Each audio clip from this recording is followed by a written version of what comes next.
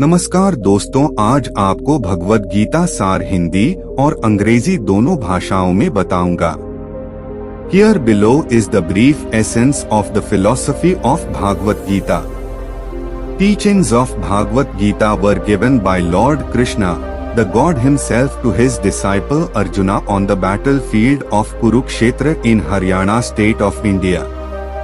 These teachings were given more than 5,000 years ago, but these are still relevant today in our lives. अतीत में जब कुछ भी हुआ वह अच्छे के लिए हुआ।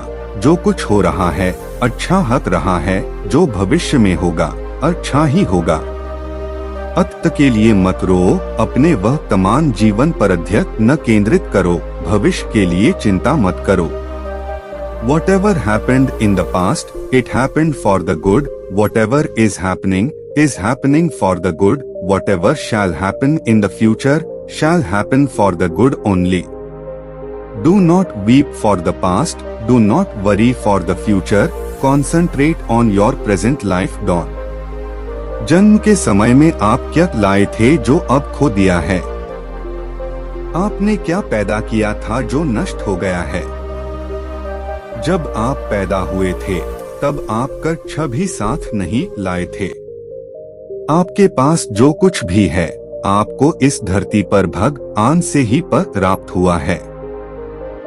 आप इस धरती पर जो भी दोगे तुम भगवान को ही दोगे। हर कोई खाली हाथ इस दुनिया में आया था और खाली हाथ ही उसी रास्ते पर चलना होगा।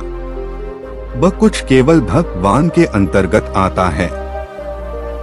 What did you bring at the time of birth that you have lost?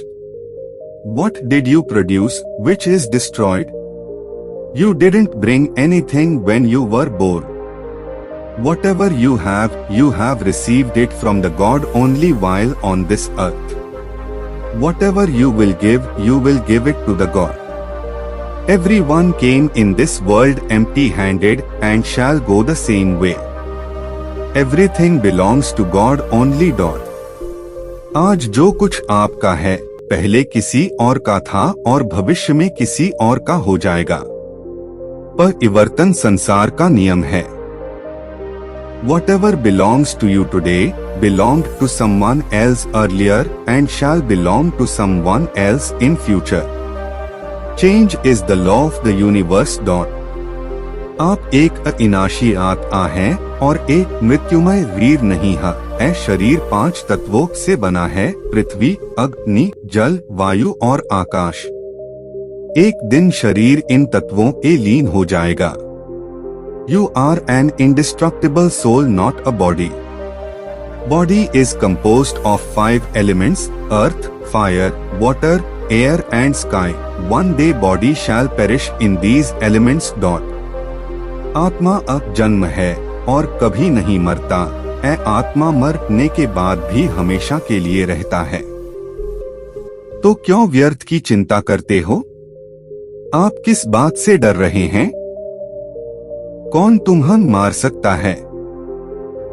Soul lives forever even after death, as soul is never born, never dies. So why do you worry unnecessarily? What are you afraid of? Who can kill you? केवल सर्वशक्तिमान ईश्वर के लिए अपने आप को समर्पित करो। जो भगवान का सहारा लेगा उसे हमेशा भय, चिंता और निराशा से मुक्ति मिलेगी।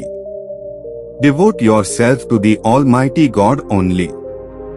One who takes the support of God always gains freedom from fear, worry and despair. जय श्री कृष्ण।